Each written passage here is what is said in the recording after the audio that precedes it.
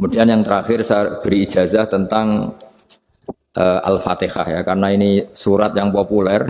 Kalau saya ijazahi Quran 30 juz pasti sampean nggak hafal.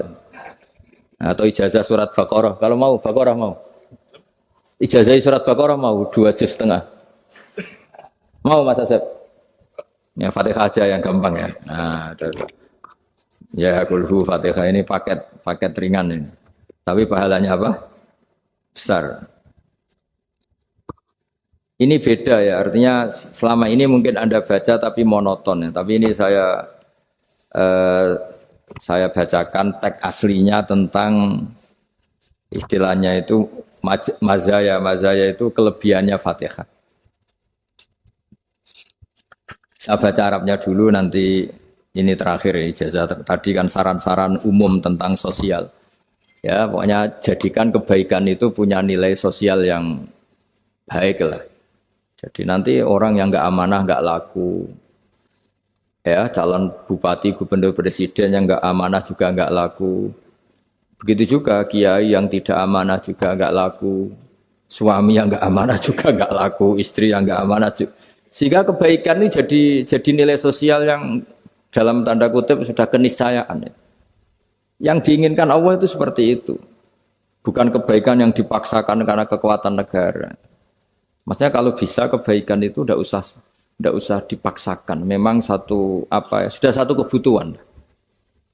Kayak cerita-cerita di negara maju itu, bahkan apapun jatuh itu nggak ada yang ngambil apa itu. Makanya gambarannya Mekah Medina kan gitu kan, barang jatuh nggak ada yang berani apa ngambil. Itu saking sudah jadi sistem. Sehingga banyak negara di Eropa itu yang sampai nggak punya tentara, nggak punya polisi karena kebaikan itu sudah. Nah kita kan masih capek, polisinya aja capek, apalagi masyarakatnya karena kebaikan itu belum jadi nilai apa bersama. Nah kita selain ditopang negara, ada polisi, ada tentara, itu kita usahakan kebaikan itu jadi nilai apa bersama. Tadi wa'tamiru bainakum bima'ruf. Dan kita punya reputasi yang bagus dalam bab ini. Saya masih ingat kecil saya itu yang jilbaban hanya keluarga kiai. Sekarang rata-rata masyarakat itu jilbaban. Dulu yang sekolah SMP, SMA itu jilbaban kadang dulu malah dilarang ya, harus sama seperti itu seragamnya. Sekarang sudah boleh. Dan nyaman. Lama-lama yang dapat simpatik ya yang pakai pakaian model tertutup seperti itu. Lama-lama gamane cara wong golek mantu ya golek yang seperti itu daripada yang blodor. Lama-lama jadi nilai bersama. Ya ingin saya seperti itulah. Di terminal juga sama. Orang mau makan cari warung yang kelihatan ada ayat kursinya, pakai jilbab atau paling enggak dia enggak mungkin lah nyuguhkan yang tiren atau yang haram. Akan ada garansi sosial. Ada apa? Ada garansi apa? Sosial dengan penampilan yang soleh itu kan. Masa iya nyuguhkan oplosan babi gitu misalnya itu. Jadi nilai sosial itu harus harus benar-benar jadi nilai yang sehingga negara biar enggak capek-capek itu. Polisi juga gak capek kan karena tugasnya corong Jawa mau ngawat-ngawati tok tapi sudah tidak perlu tegang karena kebaikan sudah jadi nilai apa bersama. Ya ingat-ingat ya ayatnya tadi wa'tamiru bainakum bima'ruf. Jadi kebaikan itu harus jadi nilai bersama. Iktimar itu menjadi urusan bersama. Makanya kalau kita rapat besar disebut apa muktamar. Muktamar itu urusan bersama. Ya tadi, imamnya sholat juga menopang Gojek karena enggak lama-lama nopang Grab, nopang Kernet, nopang penjaga Indomaret, penjaga bensin, pom bensin. Lah dia hanya punya waktu 5 menit terus imamnya baca Baqarah kan. Iya imamnya mursyid, mungkin dia tambah lama tambah dapat aplaus dari muhibbinnya, tapi makmumnya. Dia tambah lama tambah dapat penghormatan dari pecintanya, tapi kitanya wah khusyuk wali kan dia dapat status naik lah, kita yang sudah tidak ikut jadi wali diganggu apa pekerjaannya. Kalau ada imam seperti itu sampai mufarokoh saja, niat ya Allah sampai sini saja saya makmum orang itu, silakan orang itu punya urusan sendiri dengan jenengan ya sudah atau salib saja apa. Nah, itu boleh kalau dalam fikih namanya apa mufarokoh. Mufarokoh itu niat, tapi kamu jangan langsung selonong mufarokoh, niat dulu pamit sama Allah bahwa sekarang mau mufarokoh. Ya, tapi ya jadi sholat yang aneh kan, imamnya masih rukuk, kamu terus sujud, terus apa-apa selesai ya. Mungkin dalam pandangan itu orang lain ini maksudnya makmum gimana ini kok begini. Tapi sudahlah Allah Maha tahu. Insya Allah dimaklumi. Ya saya baca tentang Fatihah ya, karena sampean pasti sering baca Fatihah. Supaya apa sekaligus jadi jimat lah gitu. Jadi kalau kamu sering di jalan-jalan yang mungkin sepi atau mungkin kan tidak semua teman Grab itu nasibnya bagus yang di Semarang Jogja. Mungkin yang di Kalimantan di Papua kan ada yang 10 kilo gak ketemu rumah, ya kan? Ya lihat di TV-TV itu kan kasihan kan. Sudah 10 kilo gak ketemu rumah, penumpangnya kewekar preman tuh kan. Ini makan orang enggak kan gitu.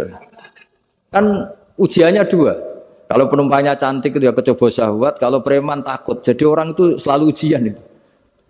Sing sedengan itu kan jarang orang itu.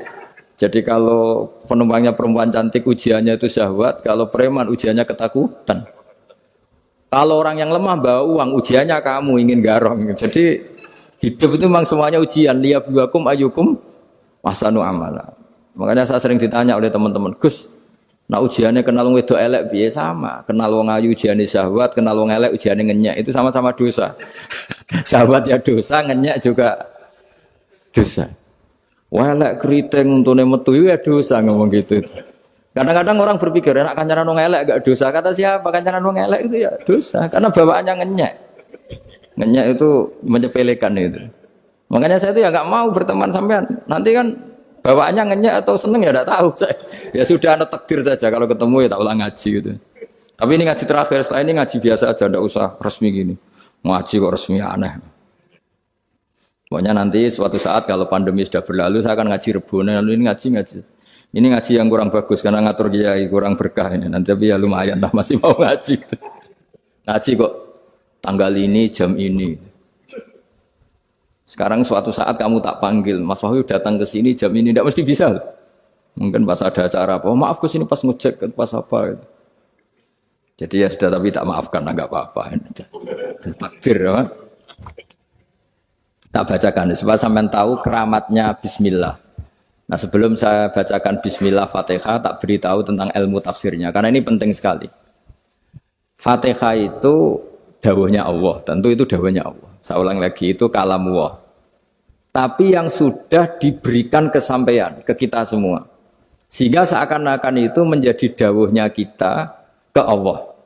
Jangan salah loh ya. Fatihah itu dawuh Allah tapi sudah diberikan ke kita. Sehingga posisi kita itu yang punya itu. Nah kenapa ini perlu dijelaskan? Karena nanti ada kalimat iyyaka na'budu wa iyyaka nasta'in. Kalau itu masih kalam Allah, berarti Allah ngomong ke kamu, ngendikan ke kamu, kepadamu aku menyembah. Masa Allah menyembah kamu?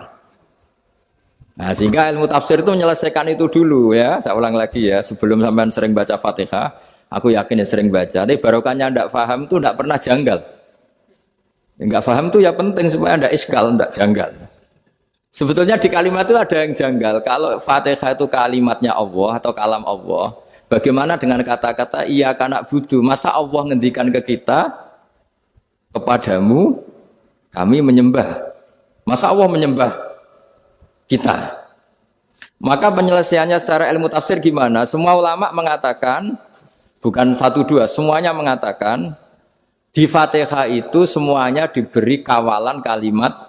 Saya ulang lagi ya, di Fatihah itu semuanya diberi awalan kalimat qulu, katakan wahai hambaku begini. Ya, katakan wahai hambaku begini. Nah, begini ini pelajaran dari Allah yang sudah diberikan ke kita. Terus kita mengatakan bismillahirrahmanirrahim, alhamdulillahirabbil, termasuk kita mengatakan iyyaka na'budu wa iyyaka nasta'in.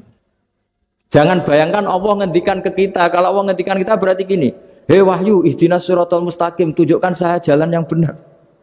Nah nanti kamu terus, ya Allah, Anda aja minta tolong saya minta tolong siapa kan? Jadi panjang kan? Ya, saya ulang lagi ya. Jadi itu di Ulumul Quran diterangkan gimana? Sebelum baca Fatihah, ya. Fatihah itu kalamullah, ngendikane Allah, tapi yang sudah diajarkan ke kita dan sudah milik kita, sehingga kalimat itu menjadi milik kita. Tapi ya kalamullah, tetap kalamullah, tapi sudah menjadi milik kita. Sudah paham ya? Ya pinter nah.